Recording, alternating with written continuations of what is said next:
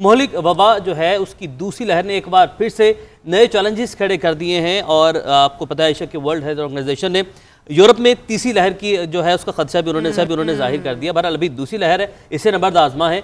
24 घंटे की अगर हम बात करें, आयशा भी बता रही थी कि 2756 केसेस रिपोर्ट हो चुके हैं। इन आदाद शुमार ने तशवीश में मजीद इजाफा कर दिया है। वज़ीर-ए-आज़म इमरान खान ने गुज़िश्ता रोज़ एक ट्वीट में दोबारा से लॉकडाउन का इशारा दिया है, जिसके वो मुखालिफ रहे हैं, लेकिन उन्होंने कहा कि अगर हालात मजबूर हो गए हैं, अगर हालात ऐसे रहे तो लॉकडाउन किया जा सकता है। तालीमी इदारों का बड़ा सवाल है कि तालीमी इदारे बंद करने के हवाले से आज इंतहाई अहम इजलास होने जा रहा है। तालीमी इदारे बंद होंगे या नहीं होंगे, इसका फैसला आज होगा। बिल्कुल ऐसे ही आज NCOC के इजलास में वफाकी वज़ीर तालीम शफकत महमूद की ज़ेर सदारत वज़राए तालीम का इजलास होगा और 16 नवंबर को जो इजलास हुआ था उसमें सूबाई वज़राए तालीम ने 23 नवंबर तक तालीमी इदारे बंद ना करने की इस्तदा की थी।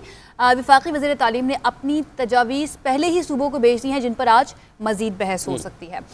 इन तजावीज़ के मुताबिक तालीमी इदारों को 24 नवंबर से 31 जनवरी तक बंद कर दिया जाएगा। आज 24 नवंबर है और आज से तो तालीमी इदारे बंद नहीं हुए हैं। दूसरी तजवीज़ की बात कर लेते हैं, वो यह है कि 24 नवंबर से प्राइमरी स्कूल्स जो हैं बंद कर दिए जाएँ, 2 दिसंबर से मिडिल स्कूल्स बंद कर दिए जाएंगे और 15 दिसंबर से हायर सेकेंडरी स्कूल्स के बच्चों को इदारों में आने से रोक दिया जाए। अगर सूबाई वज़ीर तालीम इन तजावीज़ से मुत्तफ़िक़ हुए तो तालीमी इदारों को एक मरतबा फिर से बंद किया जा सकता है। तालीम का कितना ज़्यादा नुकसान होगा, शुरू से ही हम ये बात कर रहे हैं, बार बार ये बात कर रहे हैं, अपने बुलेटिन्स में बात कर रहे हैं, अपने शो में बात कर रहे हैं कि ये कोरोना का जो फैलाव है इसको रोकना आपके अपने हाथ में है। आपने खुद रोकना है इसको, मास्क SOPs पर अमल दरामद करना है। लेकिन इसमें बहुत बड़ा किरदार उमैर मैं कहूँगी जो जलसे हुए हैं उनका है। इसमें कोई शक नहीं और अभी भी जलसे जो है उसी तरीके से जा रही है। अलबत्ता दूसरे एंड पे हम देख रहे हैं कि हम स्कूल्स बंद करने जा रहे हैं, कारोबार बंद करने जा रहे हैं। यहाँ पर हुकूमत की भी जिम्मेदारी है, हमेशा से बात करते हैं, अपोजिशन की भी जिम्मेदारी है। बहरहाल हमें ज्वाइन किया है सरबराह corona task force doctor Ataur Rahman साहब ने, उनसे जानते हैं कि एक्सपर्ट ओपिनियन क्या है। डॉक्टर साहब बहुत शुक्रिया आपके वक्त के लिए। असर कोरोना की पहली लहर के दौरान विफाक और सूबाई हुकूमतें ज्यादा मोहतात थीं, जो कि हम लोगों ने देखा।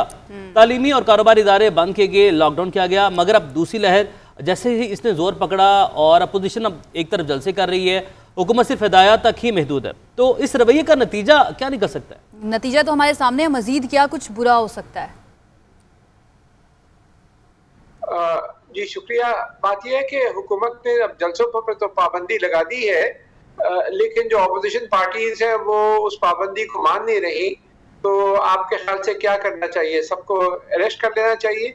तो हुकूमत ने अपने जलसों पर भी पाबंदी लगा दी है, सिर्फ अपोजिशन पार्टीज के जलसे पे नहीं। सारे मुल्क में सारे किसी किस्म के जलसे नहीं होने चाहिए, क्योंकि ये बड़ी खतरनाक सूरत हाल है। इस वक्त बहुत तेजी से ये फैल रहा है और अगर आग ज्यादा फैल गई तो फिर कंट्रोल में नहीं आएगा। आप देख रहे हैं हिंदुस्तान में क्या हो रहा है, 50,000 से लाख केसेस रोजाना हो रहे हैं। तो ये पाकिस्तान में भी बेकाबू हो सकता है अगर हमने एहतियात नहीं की।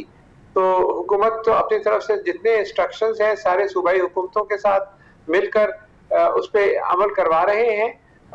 पाबंदी लगा दी गई है गैदरिंग्स पे, हॉल जो है अंदर नहीं कर सकते, बाहर शादियों के फंक्शन हो सकते हैं आउटडोर में।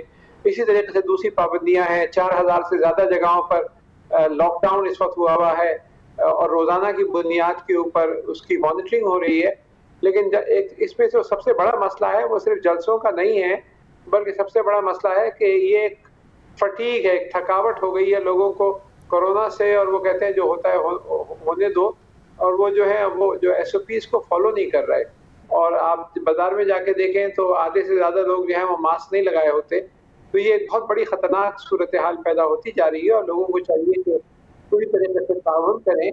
खास तौर पे एक जो मैं आपके चैनल के तवज्जो से ये ब्रेकिंग न्यूज देना चाहता हूँ कि इसका जो वायरस है, इसका जो सेकंड वेव में इसका जीनोमिक स्ट्रक्चर हमने एनालाइज किया है। पाकिस्तान में एक ही सेंटर है जो कि Jamilur Rahman centre for genomics research है, जो कराची यूनिवर्सिटी में वाक़ है।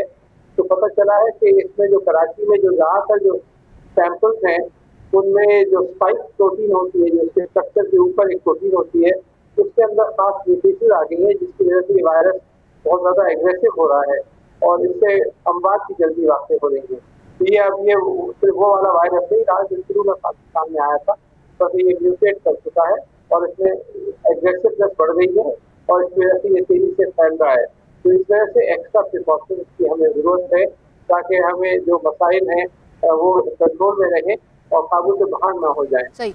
अच्छा डॉक्टर साहब, आपने बड़ी यहाँ बात की है कि वायरस की साख्त में कुछ तब्दीलियाँ हुई हैं। पहले कहा जा रहा था कि कोरोना जो है वो बच्चों पर बहुत ज़्यादा असरअंदाज नहीं होता।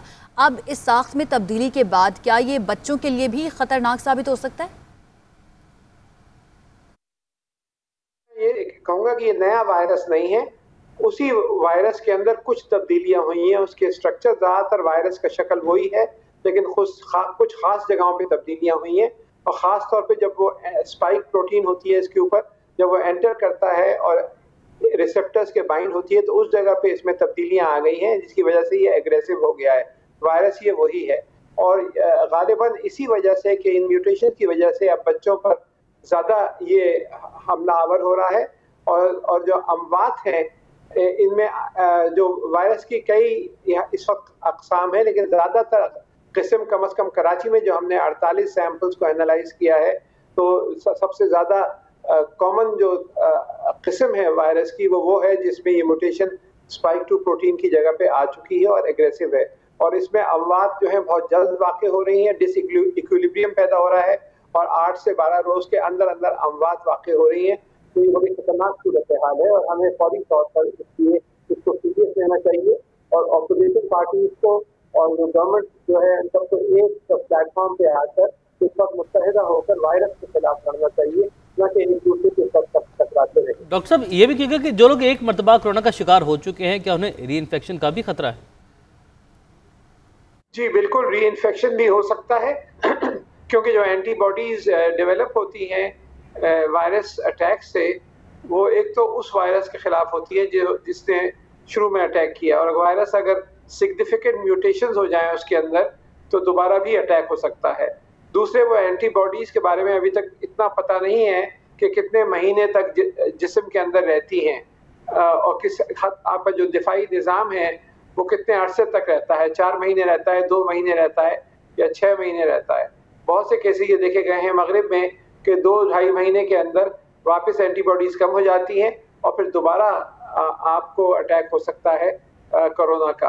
तो ये इस वजह से हमें एक दफ़ा अगर हो भी चुका हो कोरोना वायरस तो दोबारा अटैक इसका हो सकता है 2-3-4 महीने बाद, और हमें फिर भी एहतियात रखनी चाहिए। ये सोचना कि एंटीबॉडीज़ हैं अब हम दोबारा नहीं होगा, तो जब तक वैक्सीन नहीं आ जाती आपके पास कोई चारा नहीं है, आप कोई दवाई नहीं है इसकी इस वक्त, सिर्फ एक ही इस वक्त जब 6-8 महीने लगेंगे वैक्सीन आने में, और जब तक वैक्सीन नहीं आ जाती आप सिर्फ एक ही काम कर सकते हैं, वो ये कि सब सख्ती से मास्क पहने, सोशल डिस्टेंसिंग रखें और जो दूसरे प्रिकॉशंस बताए गए हैं उन सब पे सख्ती से अमल करें। और एक चीज़ में ख़ास तौर पे मैं कहना चाहूँगा कि हवाई जहाज़ों में हम अब दोबारा पैक करके सबको लेके जा रहे हैं। शुरू में जब कोरोना वायरस आया था तो हुकूमत ने इंस्ट्रक्शन दी थी कि एक सीट छोड़ के बैठे, लेकिन वो ख़त्म हो गया और दोबारा पैक होके जा रहे हैं, जिसकी वजह वो भी एक कॉन्ट्रीब्यूटिंग फैक्टर है इसके फैलने का।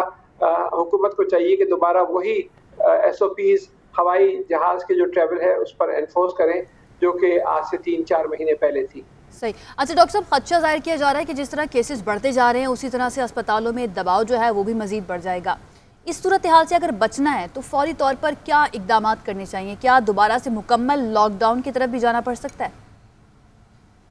बिल्कुल, हमें कंप्लीट लॉकडाउन पे तो नहीं जा सकते क्योंकि उससे बहुत बड़ा मसला पैदा हो जाएगा रोजगार का, जो गरीब तबका है उनके लिए।